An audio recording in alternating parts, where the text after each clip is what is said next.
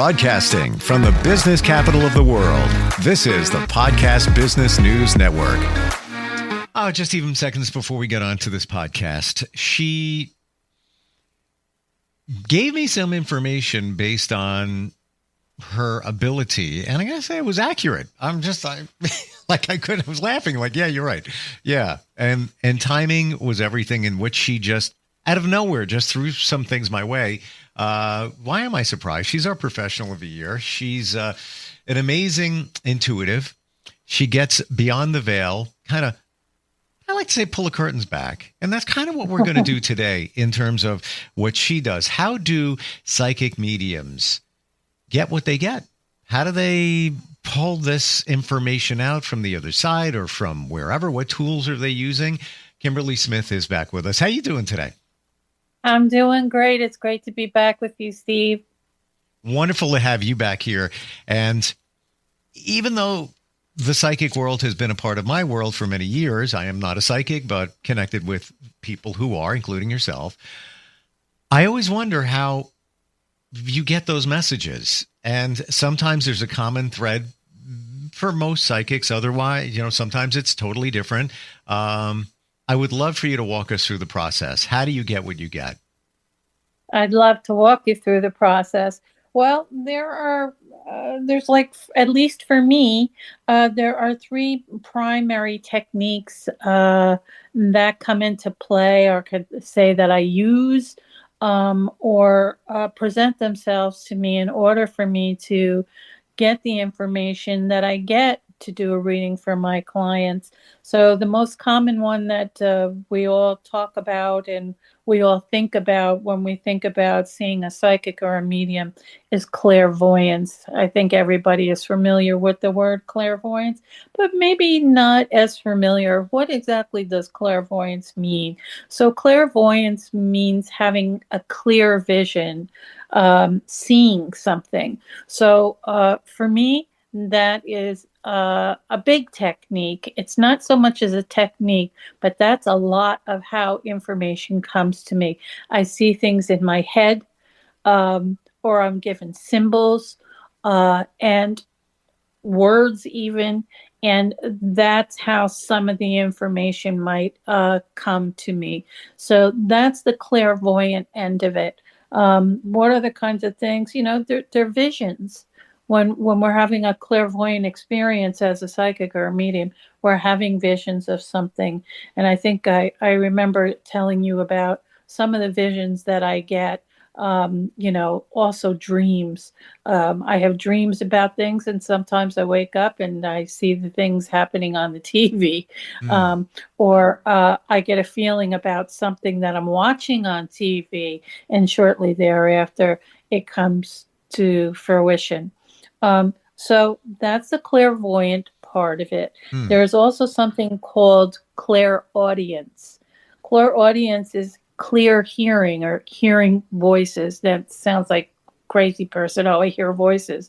But a lot of times when I'm talking to the other side, or the other side is talking to me, I literally hear them saying words to me, helping me to pinpoint or bringing up a topic or discussion or something that my client needs to know. So they'll give me words. I'll hear the voices, and they'll give me the information that way. Wow.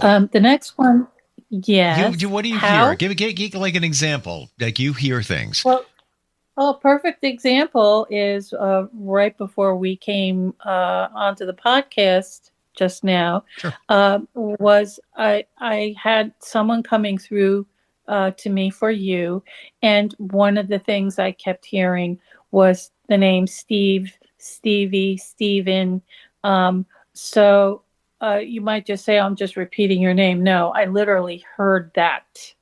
I heard that in my head. So I told you that I felt a female energy coming through. She referred to you as Stevie. Okay, and we had a discussion about that. Yes, I'm happy to to validate that. I believe that was my aunt, and when you said it, I can hear her say it in my mind, and it's freaky weird. Weird, like I totally forgot that she would say that occasionally. And she passed, I want to say, at least 10 years ago. Yeah, no Yeah. more. Like probably 13 years ago ish. Hmm. You also said something that the message was, just make sure your heart and everything is in order, which I have Blood, per- recently. blood pressure in your heart. Yes. Yeah, and she had issues with that. Now, the skeptics can say, "Well, come on, people, a lot of people pass from heart issues, whatever." She did. You could have said cancer. You could have said whatever, but that was, and all I'm going to say, not to belabor any of this, but I got a message to do what you just said over the summer.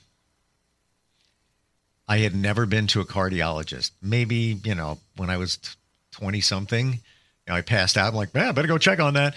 And there was nothing. I got something over the summer and looked into it. And I'll continue to look into it based on what you said. And it was just a premonition. It was a couple of things made me think that. But that brought me to the doctor. It wasn't just, well, you got to stay healthy. There was a reason I intentionally went. So maybe it was her throwing some stuff at me at that time. I don't know. And maybe she's saying, hey, you know what? Double check on that. Yes. Yeah. Keep an eye on that is what she said to me. So moving on the techniques that are used. The last one is clairsentience. And with clairsentience is a feeling or a sensation, sentience. So sometimes I get feelings about things. I'm having a conversation with somebody. I'm doing a reading and I will get feelings or sensations. And this can include smell as well. So I could get a faint smell or a really strong smell, a cigar smell, a pipe smell, a perfume smell, food smells. Oh, the other thing that I wanted to mention to you is somebody was coming through to me, talking to me about food with you and something about bacon. Now, I don't know if you have a love for bacon or if it's something that you should try and stay away from. But bacon was one of the things, and this sounds really funny, but maybe this was somebody's favorite dessert or yours, but banana cream pie. These are the kinds of things that come to me that I have to talk to my clients about and share with them, regardless of how silly or funny they seem to me. They could have some real significant meaning to my clients, or maybe if they don't have a significant meaning right now, somebody used to make bacon for you all the time, or this was your favorite thing to eat at some point or time in your life. So I share them regardless. I'm getting and it as you were saying, I don't know if you saw, I was just looking to the side, like thinking, processing. I'm not just saying this, but when I was younger, going to say 10, 11, 12, around there, I always spent a lot of time at where my grandmother lived. My grandmother lived in my aunt's house. My grandmother would make bacon, and it was my favorite thing. The banana cream pie is a little bit of a stretch, but I am going to say this. There's a piece in my mind that says my aunt liked banana cream pie. I know this sounds crazy, but I hear her voice. She was a big dessert person, and she was in great shape. She was a model back in the day. I think she liked banana cream pie, and I'm not just saying that. And I'm trying to pull it into my mind, and maybe I'm going to talk to my sister, and maybe she would know. But those are not complete stretches. That is. That's where definitely the thing about making bacon. Okay, that thing is. I can very see strong. her blotting it with a paper towel. Wow, interesting, huh? Yeah. Now, before we continue, and you said this one item I'm going to mention before you went into the reading. Before we got on here, and you said meditation. So I don't know if you want to talk about that now or you want to wait on that, but I find that interesting. And I find a lot of psychics I know do a meditation. Yeah. Now, meditation can be a lot of different things to different people. Some people can say, oh, well, I did a meditation, and it's a very formal thing where they sit and they go in a quiet room. And I mean, this is a traditional way to do it. Go in a quiet room. Sometimes you might play a little music. Sometimes you will just want total peace and quiet and totally zen and totally kind of zoning inward and forgetting about everything that's outward. For me, a meditation is being in a quiet room. No, I don't have to sit a certain way. I don't have to close my eyes. I'm in a quiet room and I'm letting whatever is going to come in to go ahead and come in. And that comes from years and years of practice of, I don't need to have like a formal meditation environment in order for me to calm my thoughts. Like I said to you, I think one other time when we were talking on the podcast, sometimes for me, meditation is just stepping outside, just going outside and kind of communing with nature for a few minutes can bring my mind to the place where it needs to go in order for me to do the work that I do with my clients. Now, we're going to get back to the tools in a moment, but when you get into that meditation, what brings you into it? Is it just I walk outside and I get things? Or do you intentionally think of something to bring you into closer to that state? No, I don't. What I intentionally think of is, look how beautiful it is out here, and think of nothing else. Just experience, a nice cold burst of fresh air because we're in the middle of winter right now. The beautiful snow, just, taking all the cares, anything that might have been in my mind, whooshing around in there, anything that was bothering me, any concerns that I may have, my own personal concerns, whatever, letting it go. Just letting it go and communing with nature is a big one for me, and a great way for me to get myself to where I need to be in order to let the messages come through. How about some of the other tools? Oh, the other tools, I use them all, or I don't use them. They use me. I mean, literally. I don't have any control over, seeing visions. The visions come to me. I decide whether I'm going to do something with them. If I'm having visions when I'm with a client, of course I'm going to share that with them. So it's not like me sitting there saying, oh, I'm going to do some clairvoyance today and I'm going to have a vision. No, that's part of what having these gifts are all about. They come to you. You put yourself in a place to accept it, like I just mentioned, whatever a meditative state looks like for you, and the information comes through. Same thing with hearing voices. I could be in the middle of doing a reading for my client, and if I hear something, I'm going to share it with them. And it may not make any sense, and usually doesn't whatsoever for me, but the client will say, oh my gosh, I can't believe you just said that. That's something that so-and-so used to say all the time, or, that's a word that we joke about, or that's a name that I haven't heard in years, and, it has some relevance to me. And the clairsentience is feeling sensations, but also receiving information from spirits. Spirits come through in a clairsentient way. You sense their presence. You sense whatever information they're bringing through to you. Even like today, I mean, you're throwing things out at me. You don't know what they mean. You're like, I got it. Here it comes your way. If it connects. Yeah. Today, let's see if we're going to look at the techniques today.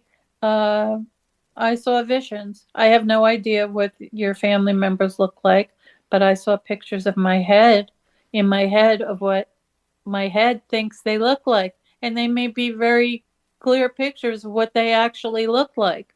Or it can just be a version, my version of what I think they look like. Also, hearing the voices. I heard the voices today. So I mean, with you, I would really like, running on all, what's that saying? I got everything going here. I had a clairvoyance situation. I heard voices. I had a clairaudience situation. I had a clear sentience, smelling of bacon, also seeing the bacon, smelling the bacon, having the vision of, banana cream pie, like that's in my head. All this stuff is in my head. So it's a lot of fun to sit down after a reading and for me to sit and say, okay, how did this stuff come to me today? Which ways, which techniques did they come through for me today? Wow. I have an unrelated question, but I feel I need to ask this question. Go for it. Because it came up yesterday. So I'm not religious. I just don't, I'm spiritual. Do I go to church? Yeah, occasionally, and I go for, the feeling, maybe a connection and all of that. And this actually came up in church yesterday, and I don't know if it was a message for me or what. I believe that we're going deep here, people. I believe that when somebody passes, their energy is around and they give you messages. They give you signs. In church, they said that it's really coming from God or the creator. It's not from that person. It may be sent to you to show that it's from that person, but it's really coming from a higher source. What do you think? Well, there's something to be said about that, I think. I think it's God who gives me the ability. So God is saying it's okay for me to have this ability because I'm using it in a spiritual way, and I'm using it to help people. I'm not using it for any harmful manner. And without God, I don't think I would have these gifts without God. So yeah, I believe that God has his hand in this, because it's just like everything else. If you're a believer, if you believe in God, whether it's Christian or whatever your faith is, that God is in everything. God's in everything. So of course, why wouldn't God be in messages? Why wouldn't God be involved, especially if they can help people? And we don't know the full dynamics of that, but let's say you have a loved one that passed and they have a message and they want you to have closure, whatever it might be. Who's to say that the mail person, the mail carrier, wasn't God? If that makes sense, like the message, it could have been the person that passed. I've got this for, this individual, my loved one. Maybe they can't directly give it to you, so it's being delivered by God. There's an intervention. That's where I'm going with that. Absolutely. There's an intervention. You see, I noticed, like during the holiday season, you watch these Hallmark movies and Hallmark Channel, and there's a lot of that kind of theme going on in these stories that they tell on these Hallmark channels, like someone who didn't really know their biological parents, but somehow somebody else comes through in their life and is connected somehow to their biological parent, or has a message about their biological parent and doesn't even know that they're delivering it to the biological child. These kinds of things go on in life. You just never know. We don't know. All we know is what we know. And if you're getting messages and signals and you're convinced that it's connected to that loved one, then I believe it is. Now, how it got here, I don't know. But you know what? Like, use the mail analogy. I open up the mailbox. There's a message for me in a letter, just saying. the mail carrier brought it, but somebody could have gotten in the car and dropped it off. What do I Yeah. know? But I got it. Exactly. Exactly. What about any other tools that you use, Kimberly? Anything that we didn't hit? I'm trying to think. If I'm doing a reading for someone, sometimes people can emanate a certain energy that will help you. This is like a connection thing. Some people say to me, do you always connect with every single client that you have? Is there ever anybody that you just don't get anything on? You just don't pick up anything on? And yeah, sure. Maybe that person is really not into it. Maybe they're just, I call people blockers. There are some people that I call blockers. And these are people that are just curious about it, but they really don't believe in it and they really don't care. And it's almost like they're playing a game with me to see if I'm real or not real. But they have nothing to go on as to whether I'm real or not real. They're just blocking and they're playing games and they're kind of wasting my time. And I do get those people. And, sometimes there's just no information there. And there's no easy way to tell someone other than that. Number one, sometimes you got to tell somebody. I don't know if you're consciously doing this or if you're subconsciously doing it, or maybe not even aware that you're doing it, but I feel like you're blocking a connection between you and me in order for me to do something here. And maybe we could try again on another time. You know what I mean? Yeah. But most people that go through the trouble to make an appointment are already into this kind of thing. And maybe have had other experiences with other mediums and other psychics. And they know, they have a feel for what the process is and how it works. And, I forget what your question was again. What was your question again? Well, actually, I wondered, we got about a minute left here, a little bit less, but I'm curious, why do some people come through and not others? Yeah, that's another good question. Well, why doesn't everybody come through all at once, right? Because maybe not everybody has a message for you, or maybe it's not their time to come through for you yet. Maybe there's another time set aside for them to come through for you. Maybe they have nothing to say, and it's one of the big mysteries in life. If we look at being psychic, being a medium, going for readings, we can try and say we know the why of it all, but the truth of the matter is we don't know the why of it all. But it's helpful, it helps people, and it works, and that's all that should really matter. That's it. It's a mystery. I agree. Well, hey, we're questioning it too right now. How, who's delivering the message? Is it a God? Is it the actual person? We don't know. Yeah. The fact is, if it brings you comfort, it's both. Yeah, I think it's both. I think it's God and the spirit. I'm believing that. I really am. Kimberly, how do we connect with you if somebody's looking to receive messages, just want some clarity? Maybe they have questions involving spiritualism. What do they do? They can go to my website, which is beyond-the-Vail, and they can check out all of my services there. They can I have a form there. If they'd like a reading, they can complete the form. It's very, very basic. And that's the quick and easiest way to get in touch with me and have a reading. I just want to clarify or confirm, beyond-the-vail.com, right?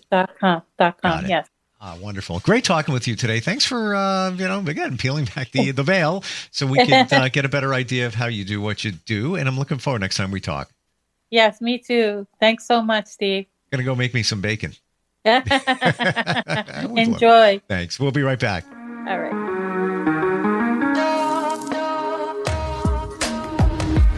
Broadcasting from the business capital of the world, this is the Podcast Business News Network. Of course my kid's in the right car seat. Well, I think he is. Yeah, my kid's in a booster seat. He was ready to move up. He is ready, right? Her car seat looks like the right size. There are probably rules on when to move up to a booster seat, aren't there? Rear facing, forward facing? I think I have it right. Car crashes are a leading killer of children 1 to 13. Are your children in the right car seat for their age and size? Don't think you know you know. Go to safercar.gov/the right seat. I know my child's in the right car seat, or else I wouldn't get in the driver's seat. Brought to you by the National Highway Traffic Safety Administration and the Ad Council.